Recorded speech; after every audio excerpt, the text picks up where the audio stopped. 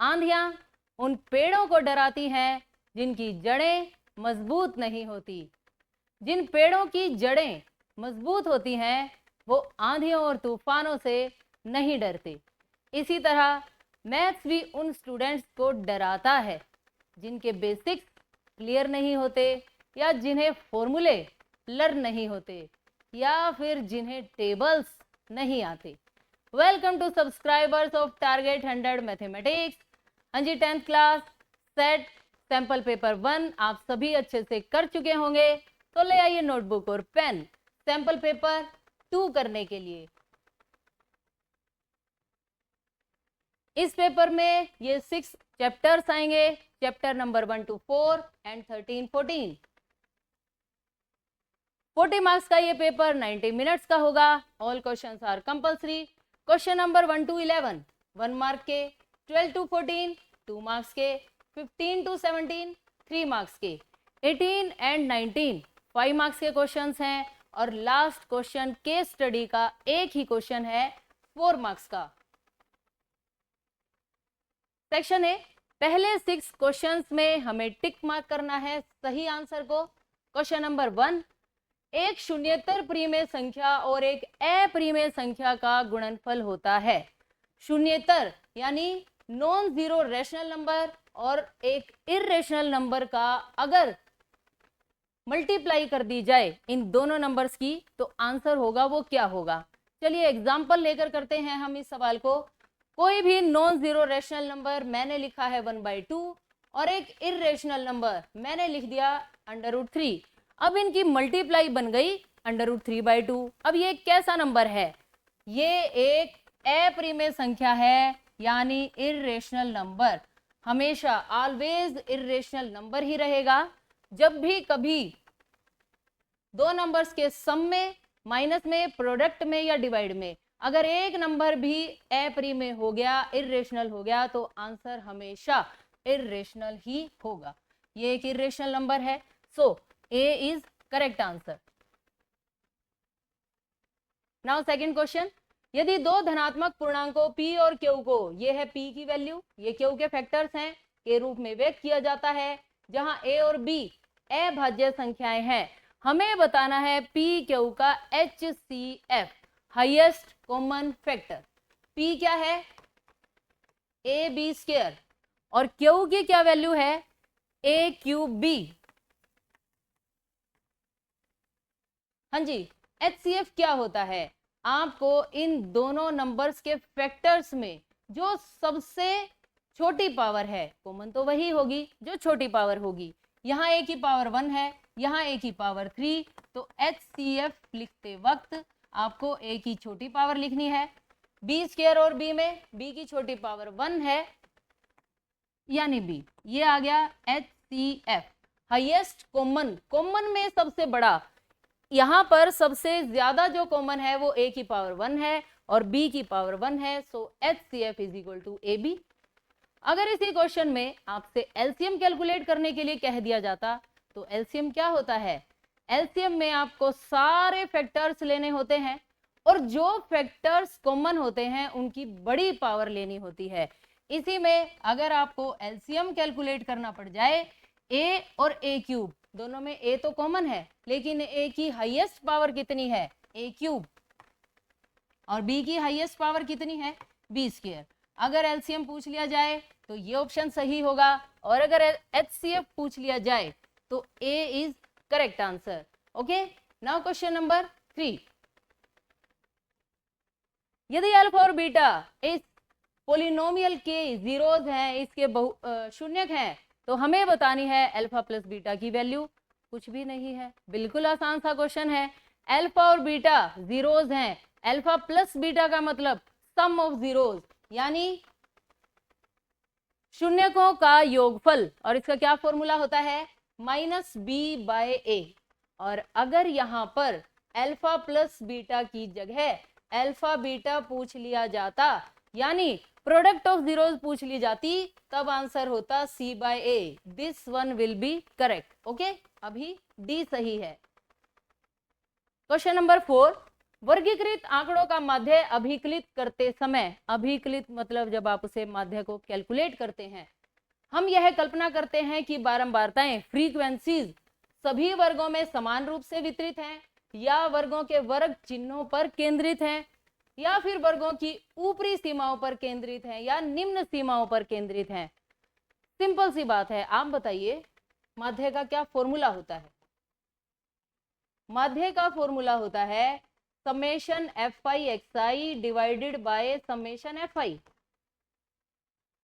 मान लीजिए आपके पास कोई डाटा गिवन है, किसी टेस्ट में 10 to 20 मार्क्स लेने वाले स्टूडेंट्स हैं 5, 20 to 30 मार्क्स लेने वाले स्टूडेंट्स हैं 6, 30 to 40 वाले स्टूडेंट्स हैं 4।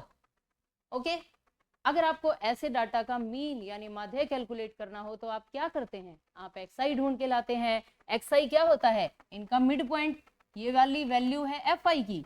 एक्सआई कैसे आएगा? 10 और 15 का मिड पॉइंट यानी 15, 20 और 30 का 25, 30 और 40 का 35। ये एफ आई, ये एक्स आई, दोनों की आप मल्टीप्लाई करेंगे, सम करेंगे तो आप यहां पुट करेंगे। ये एफ आई क्या है? ये फ्रीक्वेंसीज है, यही बारंबारता है। अब बताइए क्या ये बारंबारता हर इंटरवल में क्या ये वैल्यू इक्वल है? नहीं, बिल्कुल भी इक्वल नहीं है। जरा फर्स्ट पार्ट देखिए, सभी वर्गों में समान रूप से वितरित है। नहीं, सभी वर्गों में समान रूप से, इन वर्गों में समान रूप से कहां वितरित है? ये सब अलग अलग हैं, ये गलत हो गया। सेकंड, वर्गों के वर्ग चिन्हों पर केंद्रित है। देखिए अब क्या एक्स आई क्लास मार्क नहीं होता? वर्ग चिन्ह, वर्ग चिन्ह का क्या फॉर्मूला होता है? ऊपरी सीमा प्लस निम्न सीमा divided by 2, upper limit plus lower limit divided by 2। आपने यही तो कैलकुलेट किया है। 10 + 20 30, 30 का हाफ 15।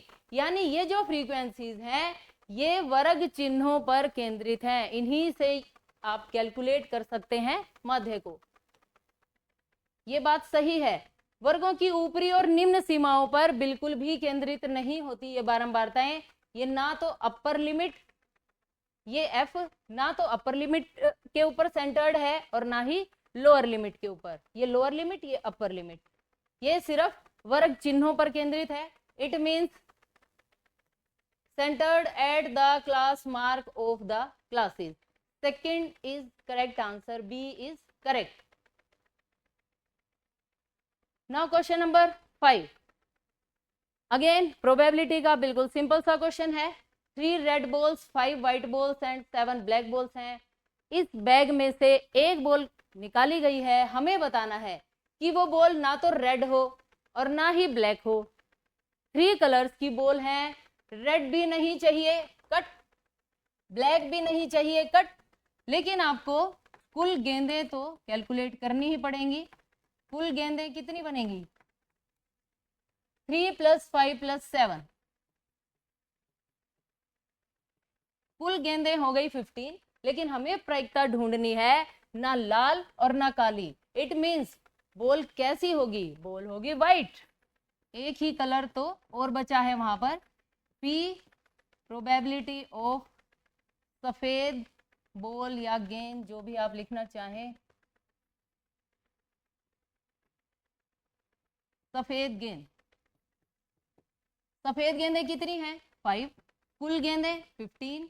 कैंसल आप करेंगे 5 से, 5 3 जा 15, तो आंसर विल बी 1/3, यानी B is correct answer. Okay, now question number 6। निम्नलिखित में से कौन सी संख्या किसी घटना की प्रायिकता नहीं हो सकती? प्रोबेबिलिटी ना माइनस की होती है ना 1 से ज्यादा होती है। It means this one will be correct answer. -1.5 कभी प्रोबेबिलिटी नहीं मिलेगी। 7 to 8 में फिलिप्स हैं। संख्या 140 को अभाज्य गुणनखंड के रूप में लिखना है। बड़ी ही सिंपल सी बात है। 140 के आप ऐसे फैक्टर बनाइए, 2 से हम इसे डिवाइड करेंगे। 2 7 जा 14, अगेन 2 से डिवाइड, नाउ 5 से आप डिवाइड करेंगे। तो 140 के आप फैक्टर्स क्या लिखेंगे? 2 2 5 7। लेकिन 2 कितनी बार आया है? 2 बार। 2 का square into 5 into 7। This one will be correct answer. Okay, now question number 8, यदि समीकरण दिस का एक मूल 1/2 है तो हमें k की वैल्यू ज्ञात करनी है। हमेशा ध्यान रखें, जब भी इक्वेशन का आंसर दे रखा होता है, अगर आप उस आंसर को इक्वेशन में पुट कर दें तो वो उसे सेटिस्फाई करेगा, यानी आंसर कितना आएगा 0।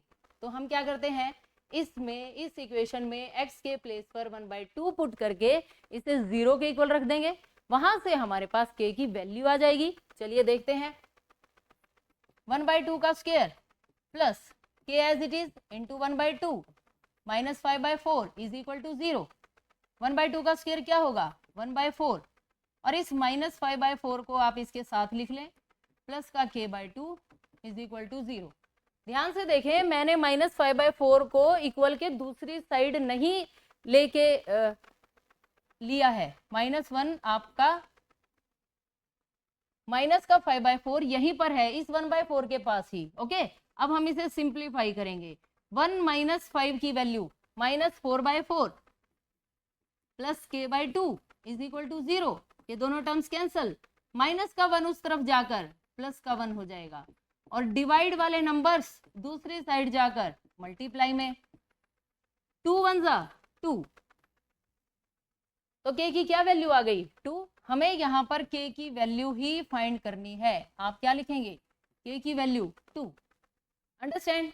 नाउ क्वेश्चन नंबर 9, 9 और 10 दोनों ट्रू फॉल्स के हैं, बिल्कुल ही सिंपल से क्वेश्चन है। क्वेश्चन नंबर 9 में कहा गया है √49 परिमेय संख्या नहीं है। पहले हम चेक कर लेते हैं क्या है। √49 क्या होता है 7, और 7 कैसा नंबर होता है परिमेय यानी रेशनल। ये क्या कह रहा है, परिमेय संख्या नहीं है, फिर तो इसकी बात गलत हो गई, तो this statement is false. Now question number 10, समीकरण का मूल 2 है, ये हमें बता रहा है कि 2 है। हम चेक कर लेते हैं, क्या करेंगे, जहां जहां x वहां वहां हम 2 पुट करेंगे। अगर आंसर 0 आ गया तो ये 2 इसका सॉल्यूशन है, इसकी 0 है, इसका शून्यक है, इसका मूल है, और अगर नहीं आया तो ये फॉल्स हो जाएगी स्टेटमेंट। चलिए चेक करते हैं, यहीं पर 2 x के प्लेस पर हमें 2 लिखना है।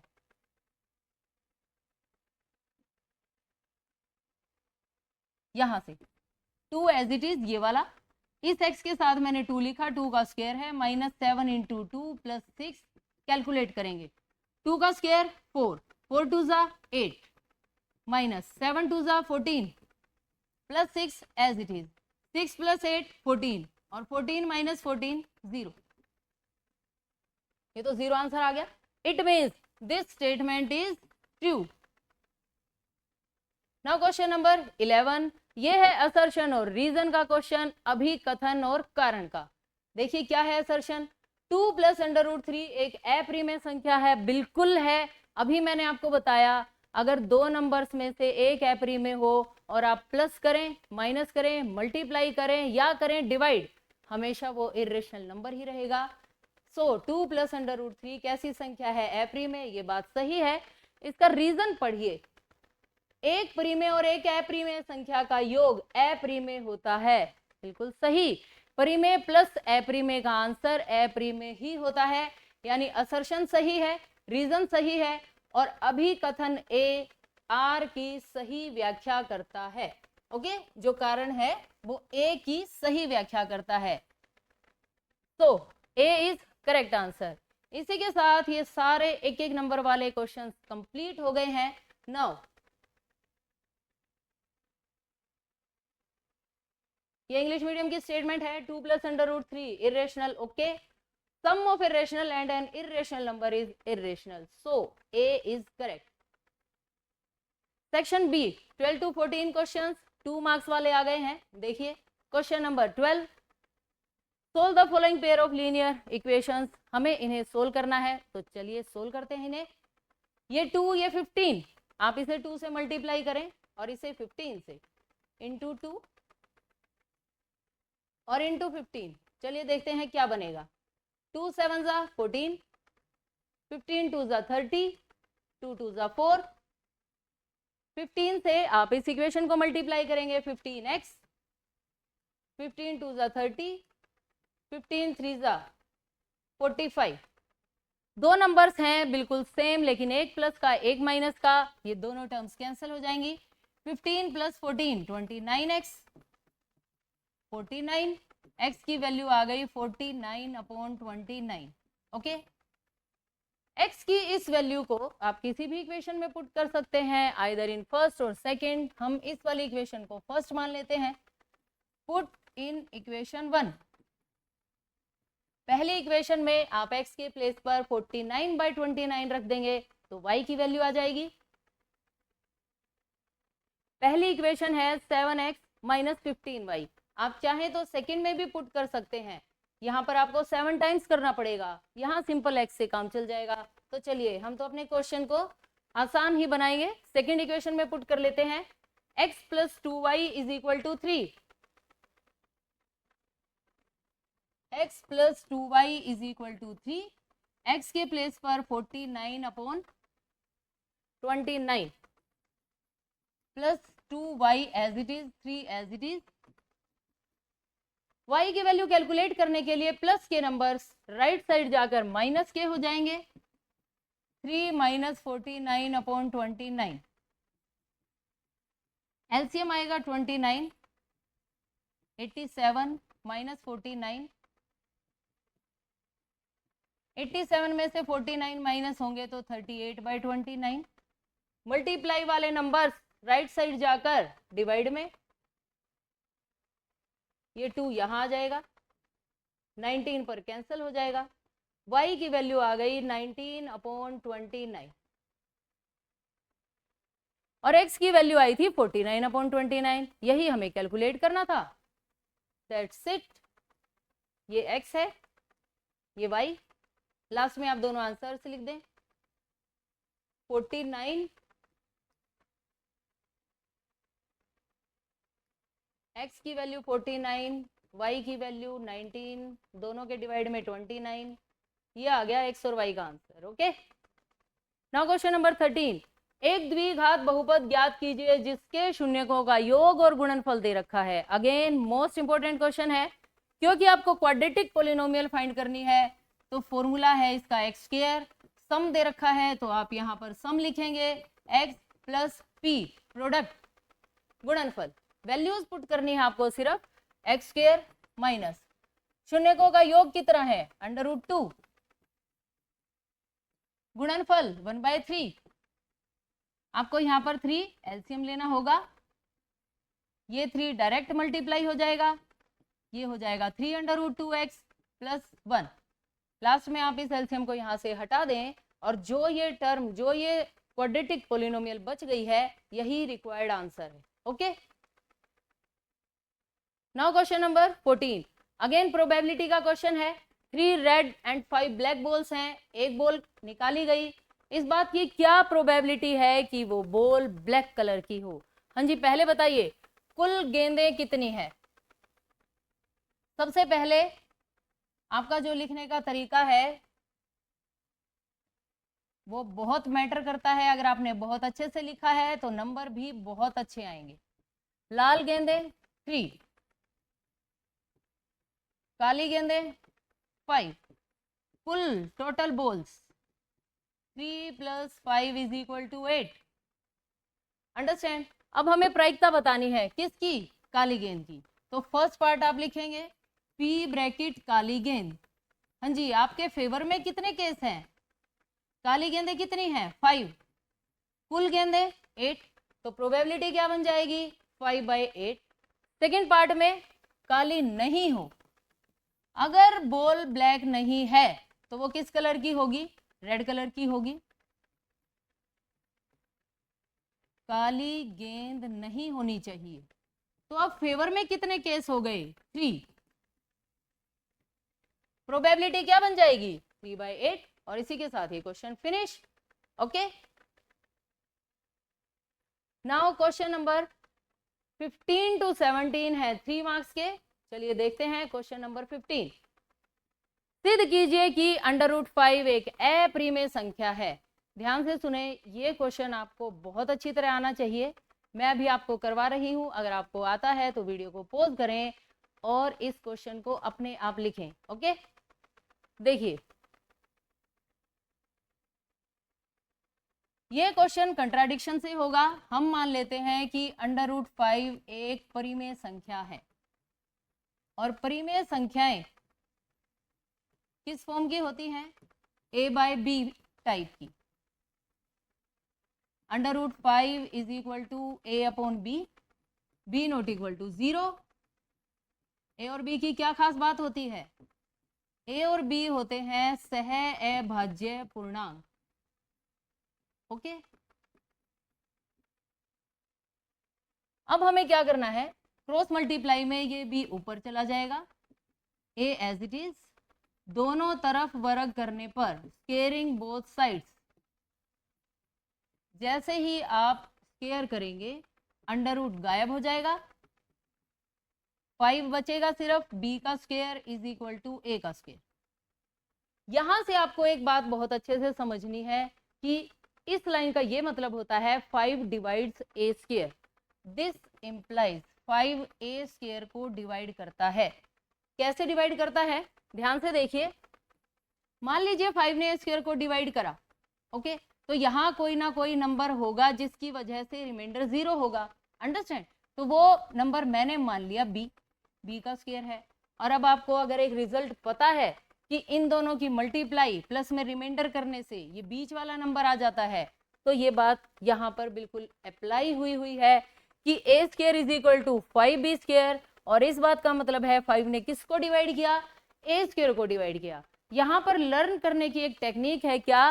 5 दूर वाले नंबर को डिवाइड करेगा, यानी 5 किसको डिवाइड करेगा? a स्क्वायर को। और अगर 5 किसी नंबर के स्क्वायर को डिवाइड करता है ना, तो वो उस नंबर को भी डिवाइड करेगा, यानी this implies 5 divides a। Okay, इसे हम इक्वेशन 1 बना देते हैं, इसको बना देते हैं स्टार। अंडरस्टैंड? अब अगर 5 ने a को डिवाइड किया, चलिए देखिए ये 5 है, ये a को डिवाइड करता है, इस बात का क्या मतलब है? रिमाइंडर 0 आएगा। रिमाइंडर 0 आएगा, यहाँ भी कोई ना कोई नंबर होगा, वो नंबर मैंने क्या मान लिया? c। तो मैं इस a को अब क्या लिख सकती हूँ? a को लिखा जा सकता है a is equal to 5c। Okay,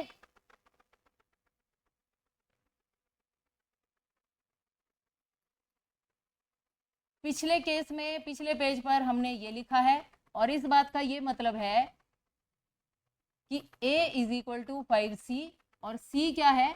c कोई भी इंटीजर है, यानी पूर्णांक। ओके, अब आप a की इस वैल्यू को यहां पुट करेंगे, पुट इन स्टार। स्टार में 5b square is equal to a square, 5b square is equal to a square, a square यानी 5c का स्क्वायर। a की इस वैल्यू को हमने स्टार में पुट कर दिया, 25c स्क्वायर। ये 5 इस 25 को 5 पर काट देगा, यानी b square is equal to 5c square. Okay, अब फिर से वही बात आपको अप्लाई करनी है, क्या? ये 5 दूर वाले नंबर को डिवाइड करेगा, यानी किसे? b स्क्वायर को। और अगर 5 ने b स्क्वायर को डिवाइड किया तो ये b को भी पक्का डिवाइड करेगा। इसे बना देना सेकंड इक्वेशन। अंडरस्टैंड? बस अब यहाँ के आपका क्वेश्चन लगभग खत्म हो जाता है। फर्स्ट इक्वेशन क्या थी? 5 ने a को डिवाइड किया। सेकंड क्या बनी? 5 ने b को डिवाइड किया। लेकिन a और b कैसे थे? सह अभाज्य पूर्णांक। इसका क्या मतलब होता है कि इनमें सिर्फ 1 एज ए कॉमन फैक्टर है और कोई कॉमन फैक्टर नहीं है। लेकिन इक्वेशन 1 और 2 से तो 5 इनका कॉमन फैक्टर आ गया। इट मीन्स हमने जो मान लिया था वो गलत है। हमने क्या माना था? √5 एक परिमेय संख्या है। ये बात गलत। अगर ये गलत है तो इट मीन्स √5 कैसा नंबर हो गया? इर्रेशनल नंबर हो गया, यानी अपरिमेय संख्या। यहां से आगे आप क्या लिखेंगे?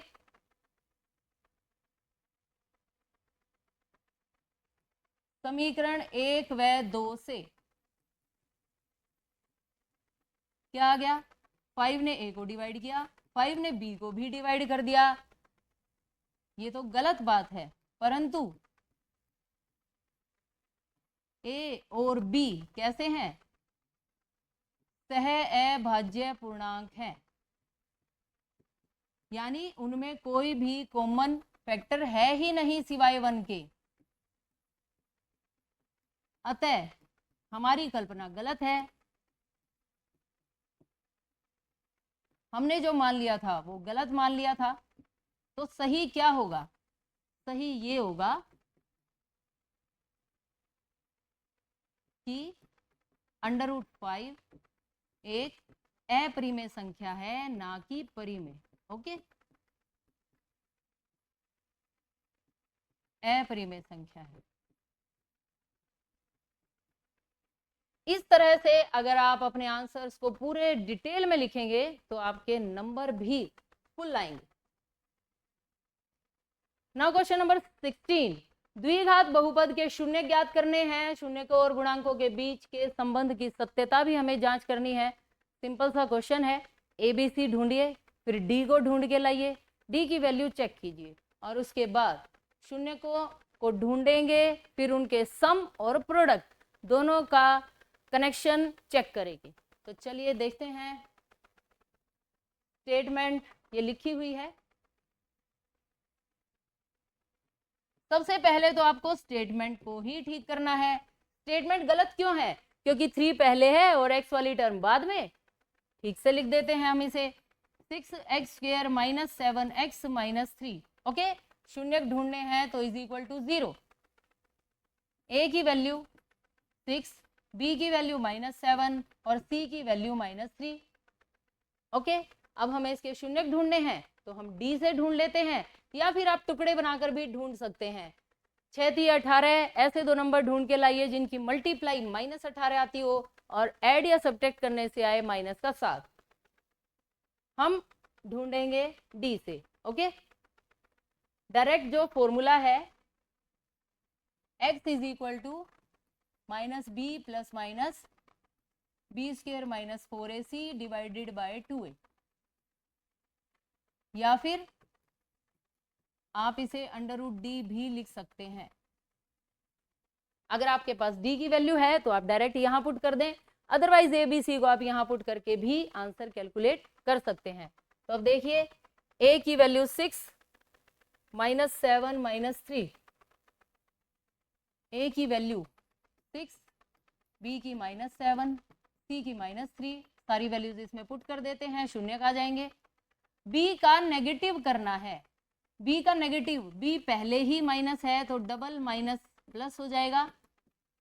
b का स्क्वायर, -7 का स्क्वायर 49 -4 इंटू a की वैल्यू 6, c की वैल्यू -3 डिवाइडेड बाय a का डबल, 6 का डबल, 6 2 12 हो जाएगा। अब देखिए माइनस माइनस प्लस,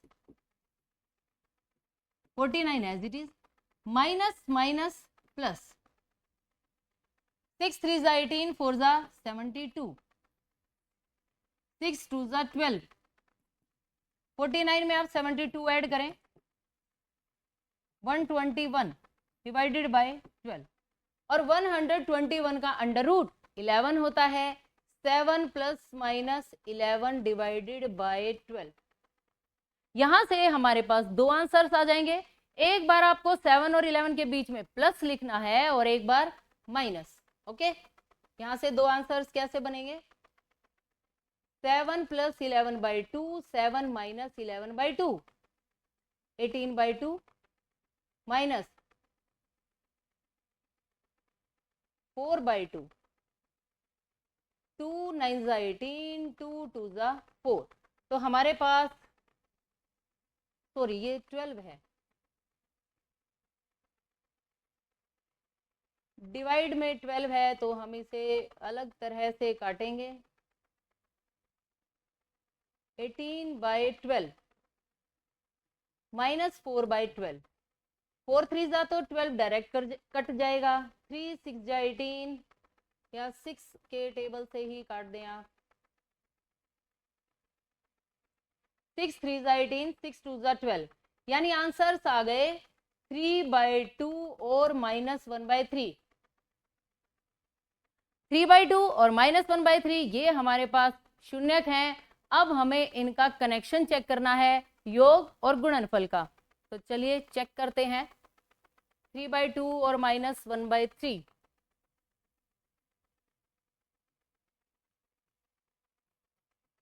3/2 और -1/3। नाउ शून्यकों का योगफल, शून्यकों का योगफल सम ऑफ रूट्स क्या होता है? -b/a। शून्य किए हैं, जोड़ लेते हैं दोनों को। 3/2 -1/3 इज इक्वल टू -b/a के लिए हमें a और b की वैल्यू चाहिए, -7 और 6, -7 और 6। अगर दोनों साइड्स इक्वल आ गई, hence proved, that's it. LCM क्या आएगा? 6, 3 3 जा 9, 2 1 जा 2, माइनस माइनस प्लस, 9 - 2 7। ये तो दोनों साइड्स इक्वल आ गई। इट मीन्स ये बात तो है बिल्कुल सही, हेंस प्रूव्ड। शून्यकों का जो योग का फॉर्मूला होता है वो तो सही हो गया। अब हमें क्या करना है? शून्यकों का गुणनफल। शून्यकों के गुणनफल का क्या फॉर्मूला होता है? C/A। Okay, C/A।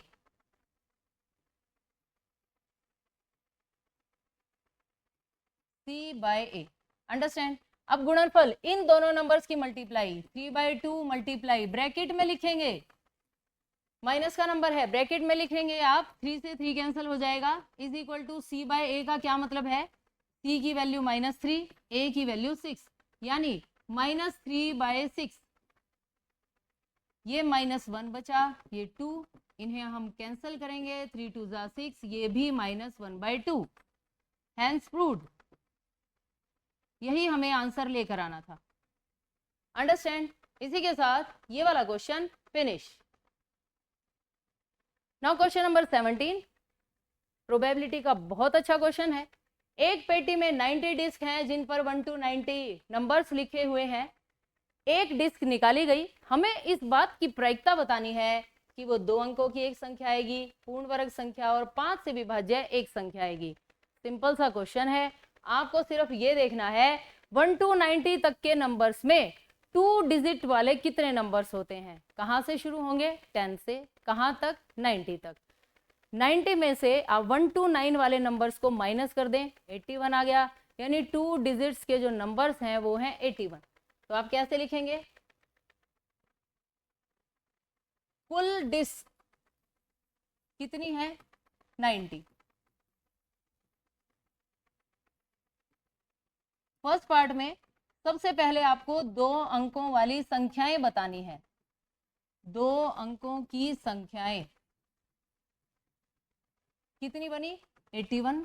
कैसे बनी? 90 में से आपने 9 को माइनस कर दिया तो 81 आ गया। ओके, 9 क्या है? एक एक अंकों की संख्याएं आपने घटा दी तो 2 अंकों की संख्याएं आ गई। अतः प्रायिकता क्या बन जाएगी? फेवरेबल केसेस 81 है, टोटल केसेस 90 है, 9 से कैंसिल हो गया, 9/10 आंसर आ गया। अंडरस्टैंड? बहुत ही आसान क्वेश्चन है। सेकंड पार्ट में देखिए, एक पूर्ण वर्ग संख्या, पूर्ण वर्ग संख्याएं कौन कौन सी होती हैं? 1 से लेकर 90 तक पूर्ण वर्ग संख्याएं। पूर्ण वर्ग संख्याएं कौन सी होती हैं? जिनका आप वर्गमूल करें और एक पूरा पूरा इंटीजर आए, जैसे 1 का अंडर रूट 1 होता है, 2 3 किसी के पूर्ण वर्ग नहीं है, 4 किसका है? 2 का। सिमिलरली 9 आएगा, 16 आएगा, 25 36 49 64 81। ओके, 10 का स्क्वायर तो 100 हो जाएगा जो 90 से ज्यादा है। अब ये काउंटिंग में कितने बन गए? ये तो सिर्फ 9 है, 9 है तो प्रायिकता क्या बन जाएगी? 9/90। जब आप इसे कैंसिल करेंगे तो 1/10। ये आ गया सेकंड पार्ट का आंसर। नाउ थर्ड पार्ट में आपसे क्या पूछा गया है? 5 से विभाज्य संख्याएं। तो आप क्या लिखेंगे? 5 से विभाज्य, जो भाग हो जाएं, 5 से भाग होने वाली संख्याएं कौन कौन सी हैं? सबसे पहली संख्या तो 5 ही होगी, उसके बाद 10, 15 अप टू सोन 90 भी तो 5 से डिवाइड होता है। और क्या 18 पंजे 90, 18 5 90 होता है। इट मीन्स ये टोटल संख्याएं कितनी हो गई 18। अतः प्रायिकता बन जाएगी 18/90। दोनों टर्म्स कैंसिल हो जाएंगी, 1/5 आंसर आ जाएगा। और इसी के साथ ये वाला question finish. Okay, now section D, 2 question है 5 मार्क्स वाले, जल्दी से कर लेते हैं। माध्यक गिवन है इस डाटा में, एक्स और वाई की वैल्यू फाइंड करनी है और बारंबारता हमें 20 दे रखी है। बहुत अच्छा, बहुत आसान सा क्वेश्चन है। देखिए कैसे, ये टेबल हमने पहले यहाँ बना ली, क्योंकि हमें यहाँ पर मीडियन यानी माध्यक को ढूंढना है, तो एक लाइन और बनेगी CF की क्यूमुलेटिव फ्रीक्वेंसी संचयी बारंबारता। इसमें first number as it is 4 में जब आप x ऐड करेंगे 4 + x, 5 ऐड किया तो 9 + x। ओके, ध्यान से देखें, यहाँ पर y ऐड किया 9 + x + y, 1 ऐड किया 10 + x + y, और ये दोनों आंसर्स बिल्कुल सेम होने चाहिए। तो हम क्या करेंगे, हम इन दोनों को इक्वेट कर देंगे।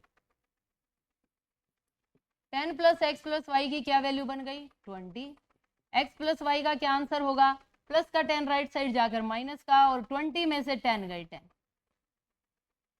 अब हमें ऐसी एक और इक्वेशन लानी है और फिर उन्हें आपस में हम सोल्व करेंगे, x और y की वैल्यू आ जाएगी, या फिर डायरेक्ट भी वैल्यू आ सकती है, x की वैल्यू आ जाए यहाँ पुट कर देंगे y आ जाएगा, है ना, सिंपल।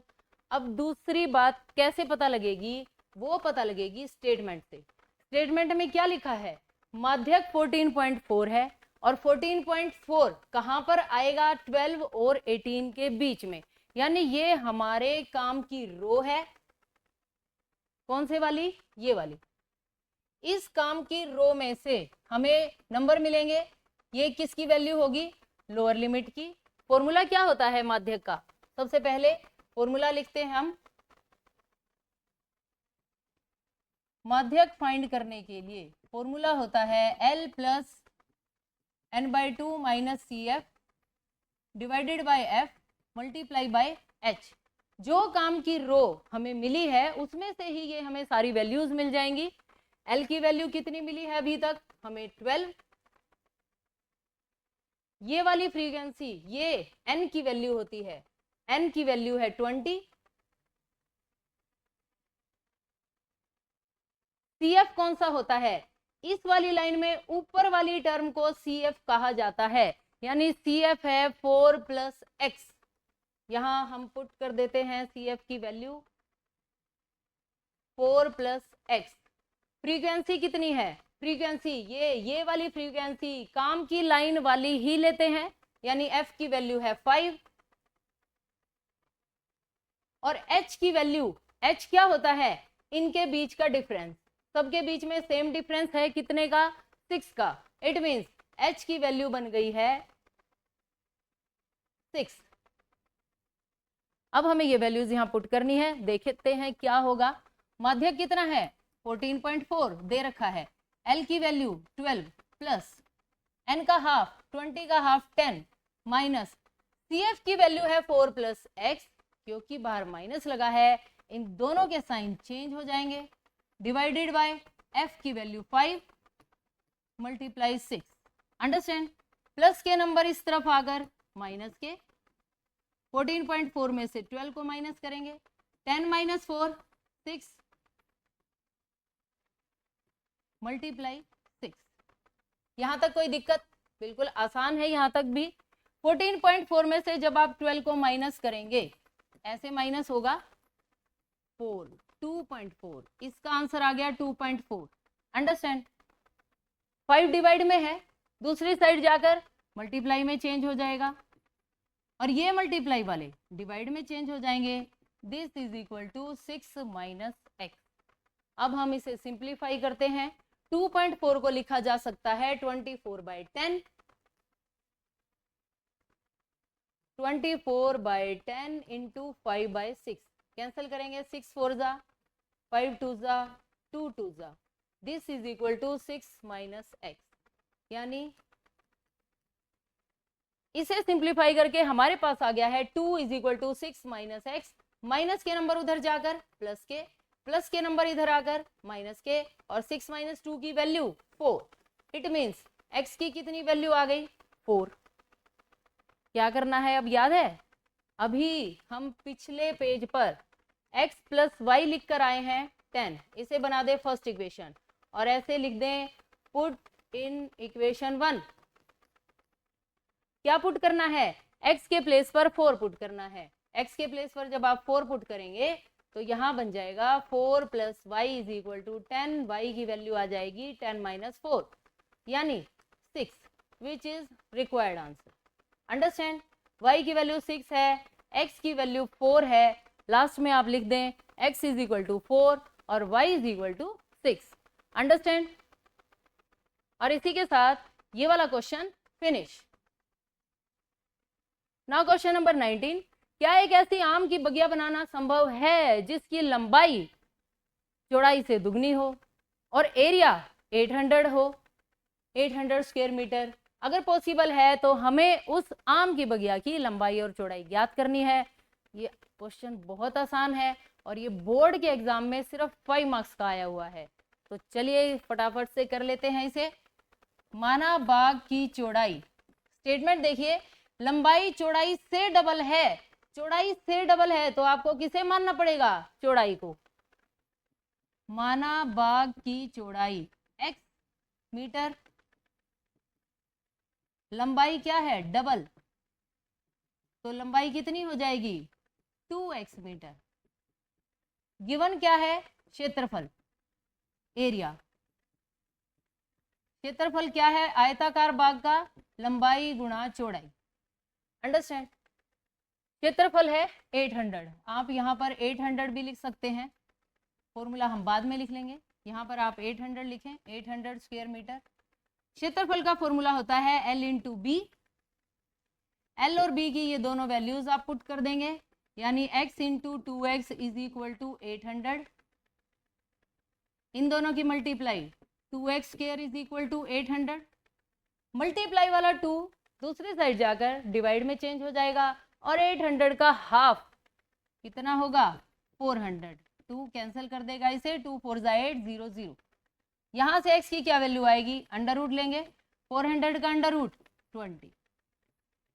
वैसे तो माइनस का 20 भी आ सकता था, लेकिन क्योंकि x बाग की चौड़ाई है और लेंथ कभी भी माइनस की नहीं होती, इसलिए माइनस वाली वैल्यू को आप हटा देंगे और x की वैल्यू क्या आ गई 20। x आपने क्या माना था, बाग की चौड़ाई, तो लास्ट में आप क्या लिखेंगे, अतः बाग की चौड़ाई 20 मीटर,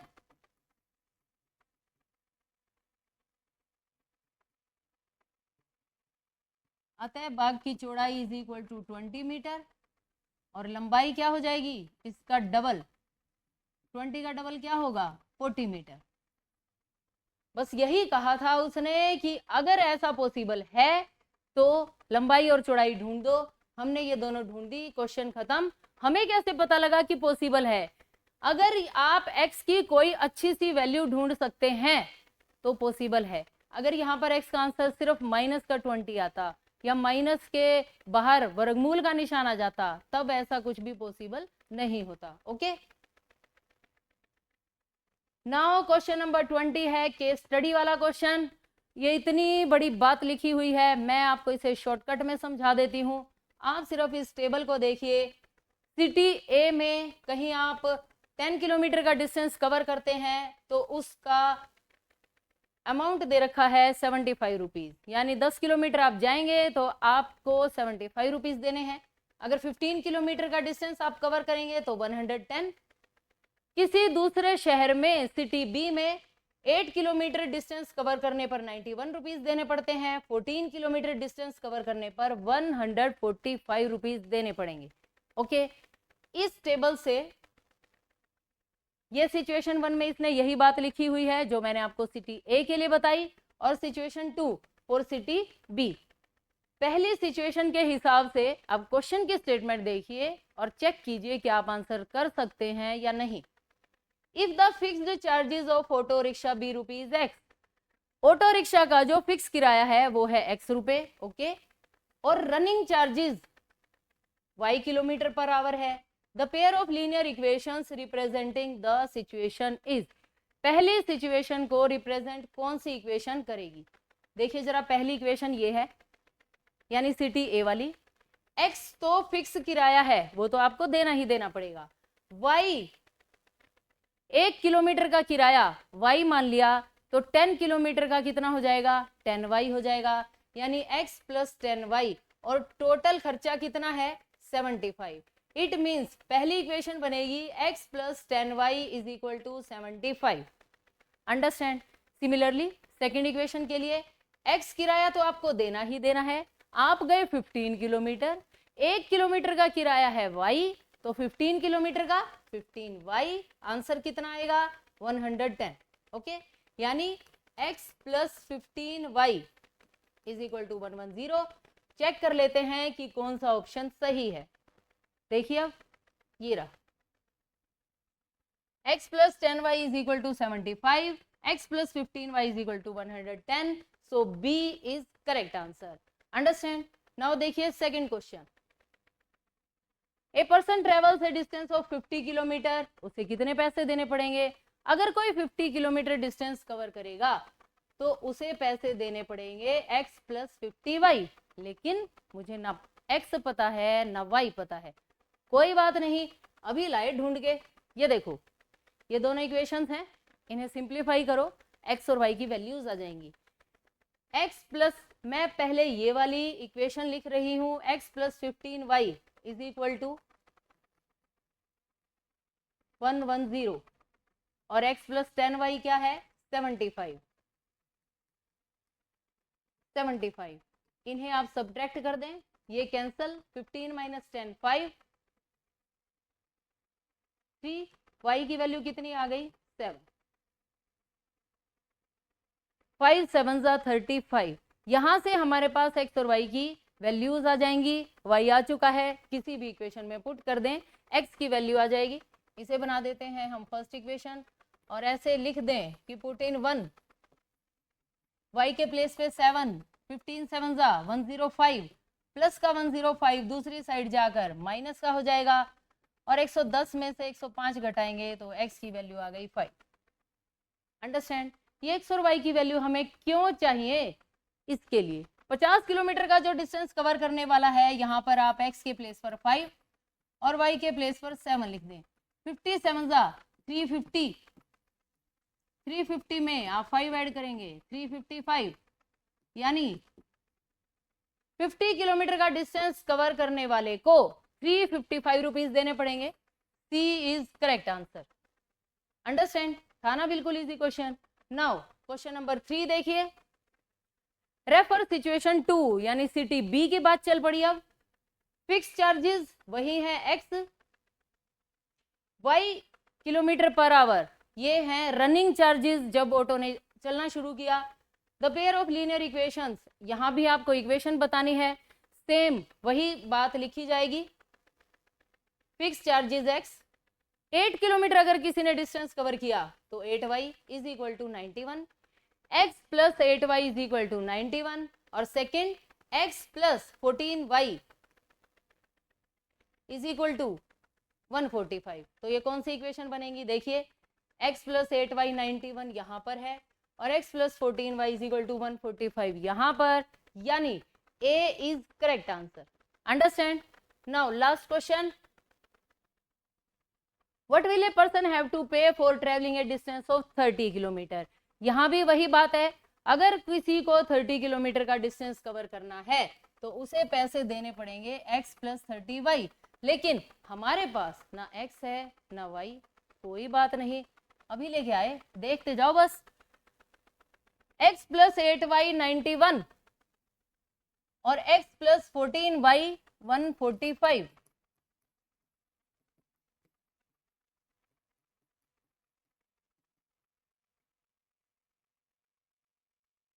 यही इक्वेशंस है ना? ओके, सब्ट्रैक्ट, x से x कैंसिल हो जाएगा, 6y 4